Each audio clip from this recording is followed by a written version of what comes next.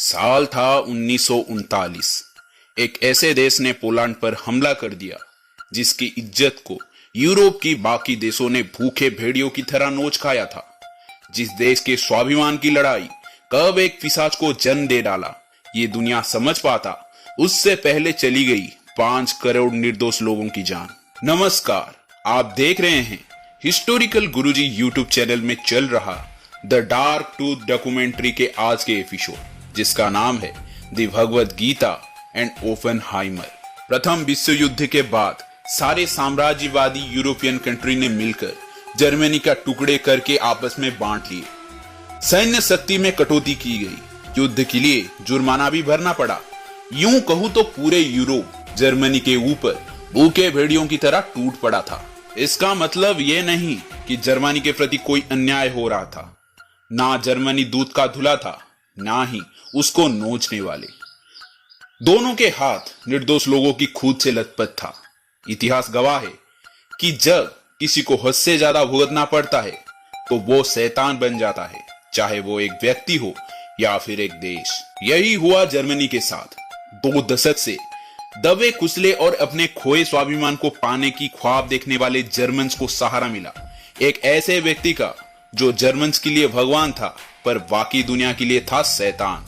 नाम था Adolf Hitler. धोखेबाजी और मक्कारी के दम पर जर्मनी के सर्वोच्च क्षमता पर आसीन ये व्यक्ति जर्मन्स का ऐसा ब्रेन वॉश किया जिसको पहले कोई नहीं कर पाया था। साल 1939 में जब हिटलर पोलैंड पर हमला किया तब द्वितीय विश्व युद्ध का आगाज हो गया। जर्मनी का हौसला और भी बुलंद हुआ जब उसे इटली और जापान का साथ मिला। वहीं उसको रोकने के लिए अमेरिका का युद्ध में उतरना यूके, फ्रांस और रूस के मनोबल को 4 गुना बढ़ा रहा था। यह ऐसा पाप युद्ध था जहां दोनों तरफ औरब खड़े थे, क्योंकि यहां कोई मानवता के खातिर नहीं अपितु खुद के स्वार्थ और ईगो को सैटिस्फाई करने के लिए युद्ध में उतरा था। आरंभ होने वाला था मानव इतिहास का वो खूनी खेल जो लेने वाला था 5 करोड़ लोगों की जान। उस समय एक फेक न्यूज को फैलाया गया कि जर्मनी न्यूक्लियर बम बना चुका है, पर सच्चाई यह था कि जर्मनी न्यूक्लियर बम बनाने का ब्लूप्रिंट प्रस्तुत कर रहा था, जिसके लिए जर्मनी ने उस समय के टॉप मोस्ट साइंटिस्टों को हायर करना शुरू किया। उन्हीं साइंटिस्टों में से एक लियो जिलार्ड चुपके से अमेरिका भाग गए। वहां भला एक जर्मन साइंटिस्ट का भरोसा कौन और क्यों ही करेगा, इसलिए कोई ऐसा चाहिए था जो ये बात को अमेरिकन प्रेसिडेंट के पास पहुंचा सके। उस समय सर एल्बर्ट आइंस्टाइन से बड़ा व्यक्तित्व और कौन हो सकता था। इसलिए लियो जिलार्ड सर एल्बर्ट आइंस्टाइन को रिक्वेस्ट की कि जर्मनी न्यूक्लियर बम बनाने में लगा है, ये इंफॉर्मेशन को अमेरिकन प्रेसिडेंट के पास पहुंचा दीजिए। हालात की गंभीरता को समझते हुए सर एल्बर्ट आइंस्टाइन ने अमेरिकन प्रेसिडेंट रोजवेल्ट को जर्मनी के इस भयंकर प्लानिंग के बारे में सतर्क करवा दिए। रोजवेल्ट भी बिना समय गवाए एक इमरजेंसी मीटिंग बुलाई और शुरू हुआ प्रोजेक्ट मैनहट्टन, वो प्रोजेक्ट जिसको एग्जीक्यूट करने के लिए बसाया गया था मैनहट्टन शहर। इस शहर को बसाने का दायित्व था आर्मी कोर के जनरल लेस्ली ग्रोव्स के ऊपर। करीब 1.5 लाख लोगों को हायर किया गया, जिनमें साइंटिस्टों से लेकर नॉन स्किल लेबर तक शामिल थे। इसमें समय लगने वाला था 3 साल और खर्च होने वाले थे $2 बिलियन। इस प्रोजेक्ट को लीड कर रहे थे ओपेनहाइमर नाम के एक जीनियस साइंटिस्ट, जिन्होंने बम बनाने से पहले भारत आए, संस्कृत सीखे और भगवद गीता की शिक्षा ली। अगर आपके पास सामर्थ्य है तो धर्म और मानवता की रक्षा करना आपकी दायित्व बन जाता है। पर उन्हें कहां पता था कि वो जिस युद्ध में उतरे हैं वो धर्म युद्ध नहीं अपितु पापियों का वो युद्ध है जहां दोनों तरफ कौरव खड़े हुए दिखाई पड़ेंगे। सन 1945 दूसरे विश्व युद्ध अपने आखिरी चरण में था। जर्मनी का रूस पर हमला इस युद्ध का काया पलट कर रख चुका था। जर्मनी का पावर ड्रास्टिकली कम हो चुका था।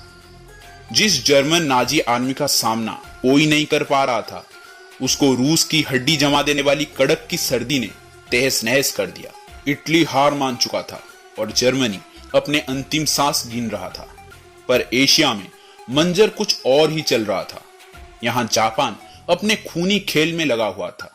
चाहे वो चाइना हो, कोरिया हो, वियतनाम हो या फिर लाओस, कंबोडिया, फिलीपींस, जो भी जापान के सामने आया, जापान उसको रौंद कर भारत की बॉर्डर तक पहुंच चुका था। हालांकि उस समय भी जापान हमारा दोस्त था, फिर भी गलत आखिरकार गलत ही होता है।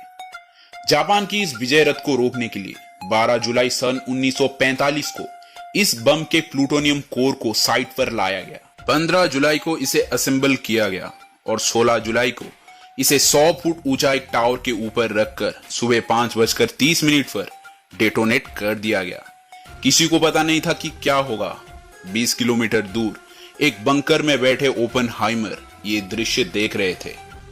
करीब 5 फुटबॉल मैदान के जितने और 12 किलोमीटर ऊंचाई तक आग का गोला आसमान में उठा, जो 21,000 टन टीएनटी के ब्लास्ट के बराबर था। अमेरिका ग्लोबल सुपर पावर की रेस में रूस को कहीं पीछे छोड़ चुका था। 6 अगस्त को जापान की हिरोशिमा शहर पर और 9 अगस्त को जापान की नागासाकी शहर पर परमाणु बम गिरा, जो जापान का कमर तोड़ दिया। करीब 2.5 लाख लोग जल के राख हो गए। जो बच गए उनको रेडिएशन जनित कैंसर और वेरियस जेनेटिक डिसऑर्डर ने मार डाला। ना चाहते हुए भी ओपनहाइमर का हाथ लाखों निर्दोष लोगों की खून से रंग चुका था।